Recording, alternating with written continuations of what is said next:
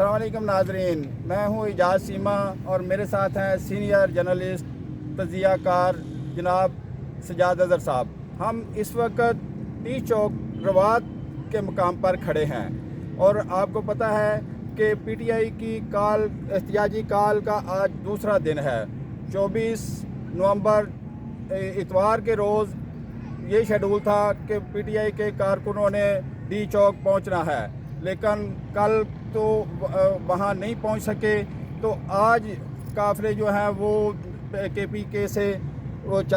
शुरू हो चुका है। वो ये सुनने में आ रहा है कि वो इस्लामाबाद के करीब पहुंचने वाला है, लेकिन हमने ये देखा है कल की सूरत हाल में कि कल दोनों शहरों के अंदर सूरत हाल मामूल पर थी। कोई ऐसा वाक़या ना खुशगवार नहीं पेश आया और ना ही कोई कारकुनों ने कोई इतनी गैदरिंग शो की थी। तो आज हम इधर रवात टी चौक पर आए हैं। वहाँ पर जीटी रोड के ऊपर तो ट्रैफिक मामूल के मुताबिक नज़र आ रही है, लेकिन ये जो टी चौक पर इस्लामाबाद की तरफ एंट्री होती है वहाँ पर बड़े बड़े कंटेनर लगाकर उसको बिल्कुल सील कर दिया गया है और वहाँ पर पंजाब पुलिस के नौजवान एहलकार भी और दूसरे जो जरवा शहरों के पुलिस है इस्लामाबाद की वो भी यहाँ पर गैदरिंग वहाँ पर मौजूद है।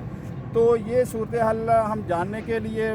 सजाद अज़हर साहब से बात करते हैं कि वो इस सूरत हाल को किस तरह देखते हैं। देखें चीमा साहब के पहले नाज़रीन को ये बताते चलें कि ये जो टी चौक है, जो जंक्शन है ग्रैंड ट्रंक रोड, तारीखी ग्रैंड ट्रंक रोड जो पेशावर से लाहौर जा रही है उसका और इस्लामाबाद एक्सप्रेस वे का जो यहाँ से शुरू होती है और बिल्कुल फैसल मस्जिद के पास जाके अख्ताम पज़ीर होती है। ये जो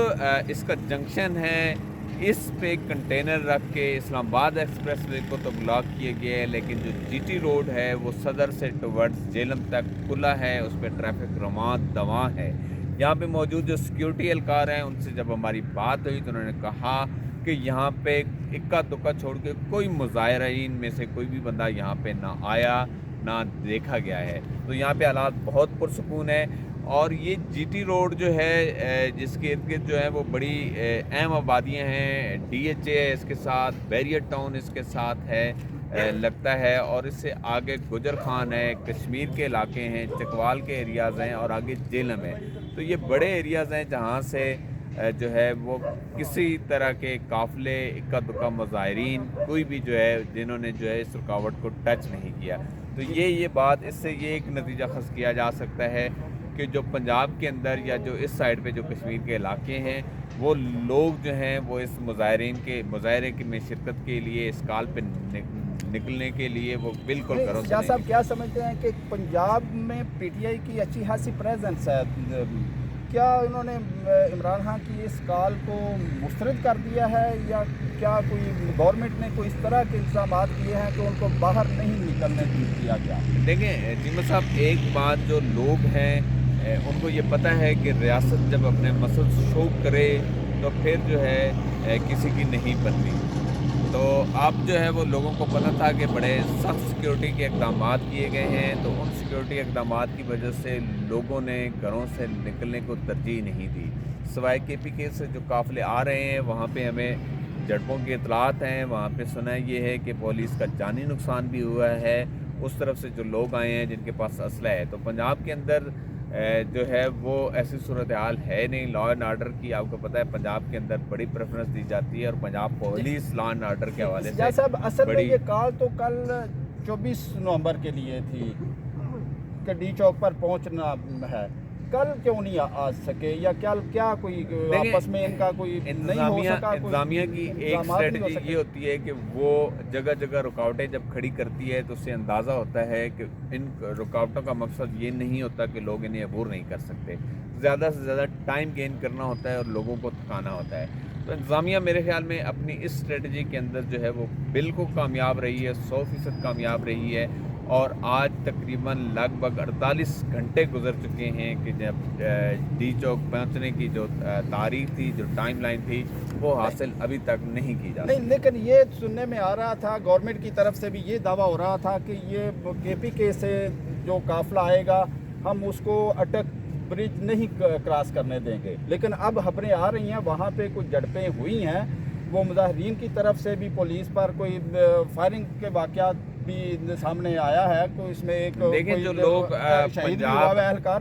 تو کیا یہ جو اگر برج کراس کر گئے ہیں تو یہ ان کی گورنمنٹ کی انتظامات کی کمزوری نہیں؟ آپ اس کو دیکھیں ایک بات جو پنجاب اور کے پی کی جغرافیے سے لوگ آگاہ نہیں، انہیں پتہ ہونا چاہیے کہ جو اٹک کا ضلع ہے اور راول پنڈی کا ضلع ہے، ان دونوں کی سرحدیں جو ہیں وہ خیبر پختونخوا صوبے سے ملتی ہیں، جہاں صرف جی ٹی روڈ نہیں آتی،